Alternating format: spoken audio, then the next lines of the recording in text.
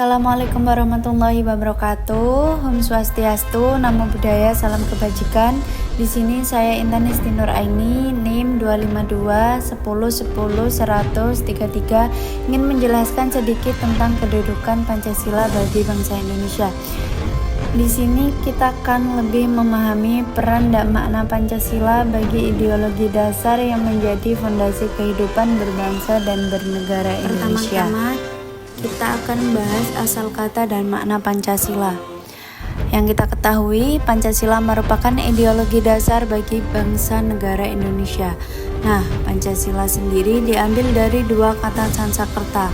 Panca artinya 5 dan sila artinya prinsip atau asas. Jadi kesimpulannya, Pancasila ini adalah 5 asas yang dipakai menjadi pedoman kepribadian berbangsa dan bernegara bagi seluruh rakyat Indonesia. Di sini saya akan menjelaskan 6 kedudukan penting Pancasila dalam kehidupan berbangsa dan bernegara. Pancasila memiliki 6 kedudukan strategis yang paling berkaitan dan memperkuat satu sama lain. Yang telah kita ketahui dalam kehidupan bangsa dan bernegara, Pancasila ini mempunyai banyak sekali kedudukan dan fungsinya bagi bangsa Indonesia. Nah, kali ini saya akan menjelaskan sedikit mengenai 6 tadi fungsi Pancasila bagi bangsa Indonesia. Pertama, ada dasar negara sebagai sumber hukum. Yang kedua, ada pandangan hidup. Yang ketiga, ada kepribadian bangsa. Yang keempat, ada perjanjian luhur atau kesepakatan abadi. Yang kelima, ada pemersatu bangsa sebagai mengikat keberagaman. Dan yang terakhir, ada ideologi bangsa sebagai cita-cita bersama. Dari 6 aspek tadi, yaitu yang pertama, Pancasila sebagai dasar negara, yaitu sebagai sumber segala hukum. Pancasila menjadi sumber dari segala hukum di Indonesia, memberikan legitimasi pada seluruh sistem hukum nasional. Nah, sebagai dasar negara artinya Pancasila ini menjadi segala sumber hukum di Indonesia. Jadi segala peraturan, segala hukum yang ada di Indonesia tidak boleh bertentangan dengan Pancasila. Selanjutnya, sebagai landasan peraturan, yaitu segala peraturan dan hukum tidak boleh bertentangan dengan nilai-nilai Pancasila sebagai norma dasar.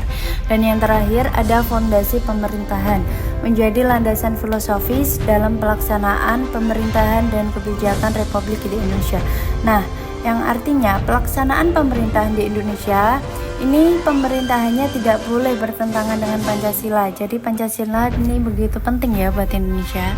Selanjutnya, ada Pancasila sebagai pandangan hidup, yaitu yang artinya Pancasila mengandung nilai-nilai luhur yang menjadi petunjuk bangsa Indonesia dalam mencapai kesejahteraan bersama. Jadi dalam segi pandangan hidup dalam masyarakat, Indonesia bertingkah laku, berperilaku itu harus sesuai dengan nilai-nilai Pancasila. Di sini ada 2 aspek, yaitu yang pertama sebagai nilai-nilai luhur. Pancasila mengandung nilai-nilai luhur yang menjadi pedoman bangsa dalam mencapai kesejahteraan bersama dan harmoni sosial.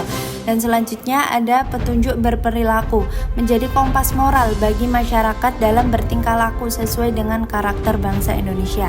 Nah, apa bedanya Pancasila sebagai dasar negara yang awal tadi dan sebagaimana pandangan hidup? Bedanya seperti ini. Kalau dasar negara itu, Pancasila lebih mengatur ke bagaimana perjalanannya masyarakat di Indonesia. Jadi Pancasila itu mengatur bagaimana dan apa yang harus dilakukan pemerintahan atau melakukan tata hukum yang ada di Indonesia. Sedangkan sebagai pandangan hidup, ini lebih mengatur ke perilaku setiap masyarakat, setiap manusianya yang ada di Indonesia. Bagaimana harus berperilaku sesuai dengan nilai-nilai Pancasila. Lebih spesifiknya lagi, dasar negara itu lebih mengatur pemerintahan dan hukum, sedangkan pandangan hidup itu lebih mengatur perilaku masyarakat sehari-hari. Nah, seperti itu. Jadi sudah jelas ya perbedaannya. Nah, selanjutnya kita masuk bab ketiga, yaitu kepribadian dan perjanjian luhur bangsa. Di sini ada 3, yaitu kepribadian bangsa meliputi ciri khas unik bangsa Indonesia, lalu tidak dimiliki negara lain, dan nilai bersumber dari kepribadian asli bangsa Indonesia. Jadi yang artinya Pancasila ini menjadi ciri khas bangsa Indonesia yang tidak akan dimiliki negara lain. Jadi kita tidak akan menemukan Pancasila di negara Amerika, Jepang, Korea, atau manapun. Dan Pancasila ini menjadi satu-satunya asas yang paling sesuai bagi Indonesia. Karena Pancasila sendiri ini diambil dari nilai-nilai kepribadian bangsa Indonesia itu sendiri. Selanjutnya sebagai perjanjian luhur, yaitu perjanjian luhur ini meliputi disepakati seluruh rakyat Indonesia, tidak dapat diganti atau dihapuskan, berlaku selamanya sebagai landasan bangsa. Lebih tepatnya, Pancasila sebagai perjanjian luhur, yang artinya Pancasila sudah disepakati menjadi perjanjian yang akan dilaksanakan oleh seluruh rakyat Indonesia. Cita rakyat Indonesia sudah sepakat bahwa akan menggunakan Pancasila sebagai dasar negara sampai kapanpun. Makanya, Indonesia itu tidak akan diganti atau dihapuskan karena kita sudah sepakat bahwa Pancasila akan terus menjadi dasar negara kita untuk selama-lamanya. Adapun Pancasila sebagai pemersatu bangsa di sini meliputi keberagaman suku, toleransi agama, persatuan NKRI, dan kekayaan budaya. Yang artinya maksud dari keempat tersebut yaitu Pancasila sebagai pemersatu bangsa. Pancasila menyatakan rakyat Indonesia yang memiliki banyak suku, agama, dan ras menjadi satu bangsa Indonesia lewat Bhinneka Tunggal Ika. Seperti yang kita ketahui, Indonesia memiliki banyak sekali penduduk yang berasal dari suku, agama, dan ras yang berbeda-beda. Jadi bagaimana kita menyatukannya? Ya lewat Pancasila ini, lewat Pancasila, lewat Bhinneka Tunggal Ika, mereka disatukan sehingga kita sekarang bisa hidup secara bersatu, secara satu negara di dalam negara Republik Indonesia. Tidak lupa dengan Pancasila sebagai ideologi bangsa, yaitu sebagai pedoman bangsa menjadi acuan setiap langkah pembangunan dan kemajuan bangsa Indonesia. Sebagai arah cita-cita mengarahkan bangsa dalam mencapai tujuan dan aspirasi luhur bersama. Setelahnya, Indonesia menjadi fondasi masa Lebih depan, detailnya, yaitu menjadi dasar Indonesia pokok sebagai dalam ideologi membangun bangsa. depan. Dalam artian, Indonesia itu menjadi pedoman dan sekaligus cita-cita bagi bangsa Indonesia. Bangsa Indonesia ini memiliki cita-cita yang sangat tinggi, sangat luhur, dan itu bisa kita capai kalau kita melakukan nilai-nilai Pancasila, apalagi dalam kehidupan kita. Jadi, fungsi Pancasila ini jadi pengaruh bangsa Indonesia dalam mencapai cita-citanya. Mengingat sedikit sejarah, Pancasila ditetapkan sebagai dasar negara pada 18 Agustus 1945 oleh Panitia Persiapan Kemerdekaan Indonesia atau PPKI.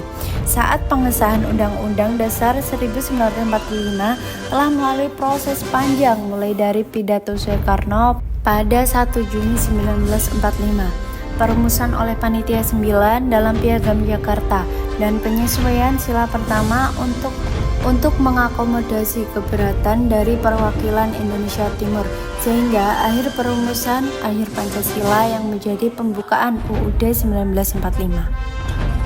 Selain itu, Pancasila juga sebagai filosofi bangsa. Para pendiri bangsa menetapkan Pancasila bukan hanya sebagai falsafah negara, tapi juga falsafah bangsa. Bagi Insinyur Soekarno, Pancasila adalah isi jiwa bangsa Indonesia yang sudah turun sekian abad lamanya dan terpendam oleh kebudayaan asing, sehingga Pancasila tidak sekedar sebagai falsafah negara, tapi juga falsafah bangsa Indonesia sendiri.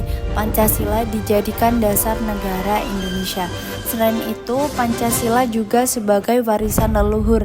Nilai-nilai Pancasila telah hidup dalam jiwa bangsa Indonesia sejak berabad lama-lamanya. Pancasila sebagai kunci persatuan dan kemajuan.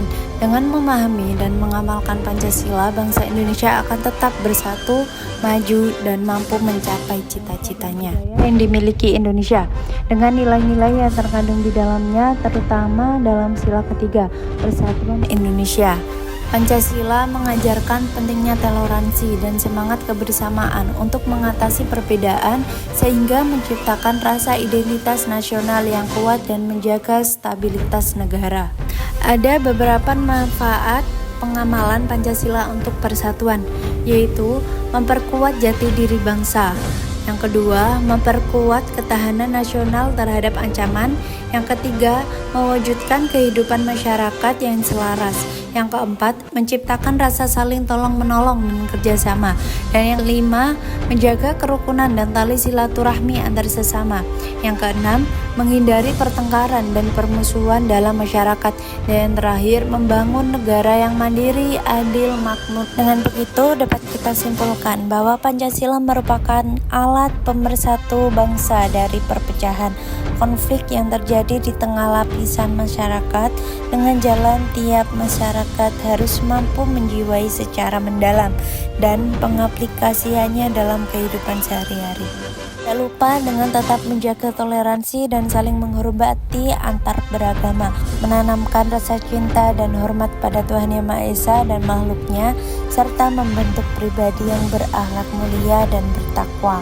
Dalam tindakan, sikap, dan keputusan seperti ketuhanan, kemanusiaan, persatuan, kerakyatan, dan keadilan sosial, serta masyarakat untuk membentuk pribadi yang religius, berakhlak mulia, toleransi, dan cinta tanah air, demi terwujudnya masyarakat yang harmonis, damai, dan adil. Dan seperti itulah kita harus tetap melakukan penerapan Pancasila dalam kehidupan sehari-hari. Di sini saya akan memberikan beberapa contoh penerapan Pancasila dalam kehidupan sehari-hari.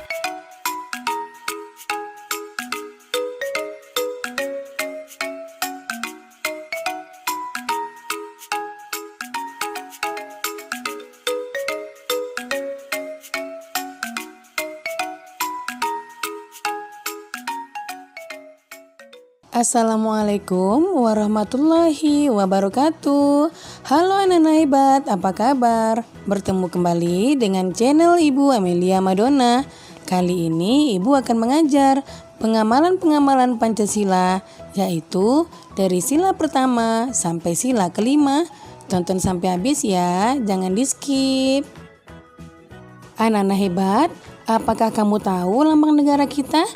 Ya, lambang negara kita adalah Garuda Pancasila.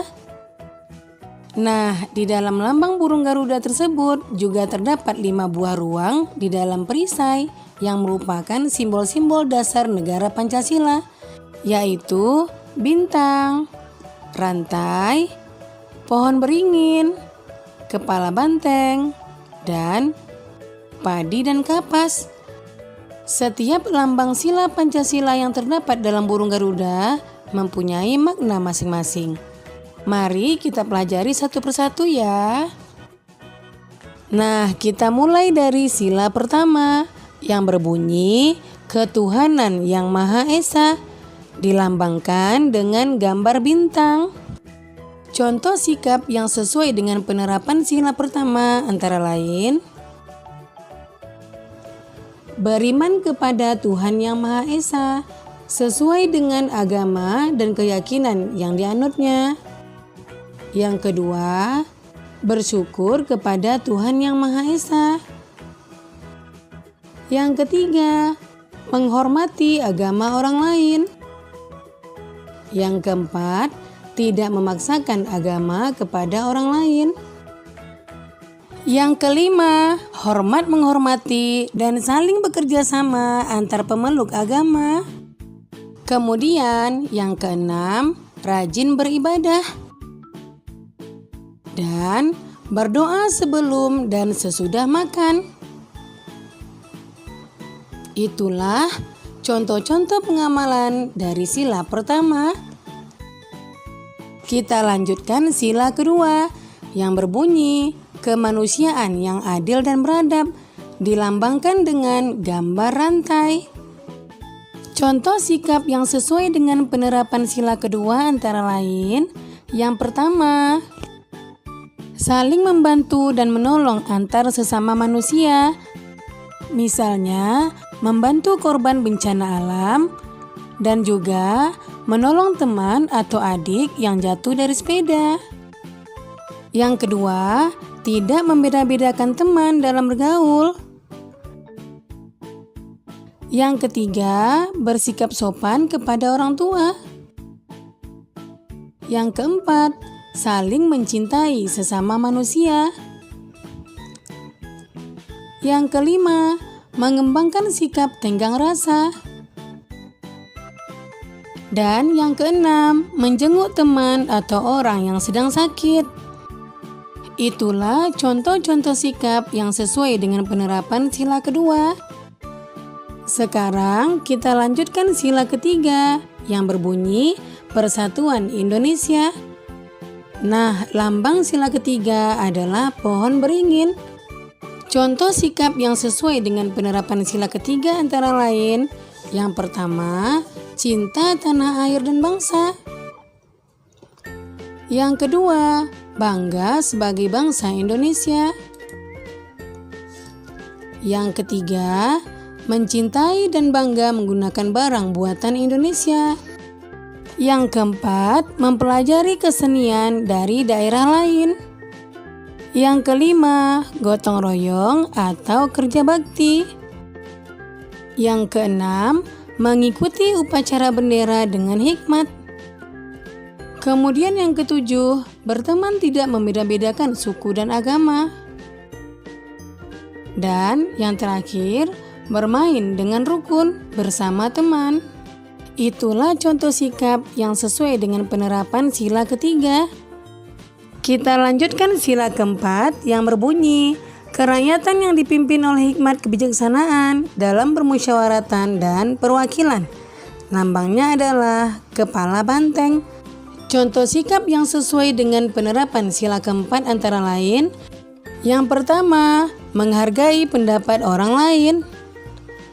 Yang kedua, tidak memaksakan pendapat pribadi kepada orang lain. Yang ketiga, menerima hasil musyawarah dengan lapang dada. Yang keempat, mau menerima hasil keputusan demi kepentingan bersama. Yang kelima, mengutamakan kepentingan bersama. Dan yang keenam, musyawarah dalam pemilihan ketua kelas. Itulah contoh sikap yang sesuai dengan pengamalan sila keempat. Kemudian sila kelima berbunyi keadilan sosial bagi seluruh rakyat Indonesia. Sila kelima dilambangkan dengan padi dan kapas. Contoh sikap yang sesuai dengan penerapan sila kelima antara lain, yang pertama, suka memberi pertolongan kepada orang lain.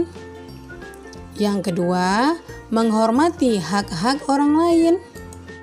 Yang ketiga, tidak berbuat curang kepada orang lain. Yang keempat, tidak boros dan suka menabung. Yang kelima, menghargai hasil karya yang dibuat orang lain. Yang keenam, melaksanakan hak dan kewajiban secara seimbang. Yang ketujuh, menghormati hak-hak orang lain. 8. Berbuat baik dan saling membantu serta bergotong royong. Itulah contoh sikap yang sesuai dengan penerapan sila kelima. Kurang lebihnya begitu ya nilai-nilai Pancasila yang kita harap semua itu dapat diterapkan dalam kehidupan sehari-hari. Terima kasih atas perhatian dan waktunya telah menonton video ini. Saya akhiri. Wassalamualaikum warahmatullahi wabarakatuh.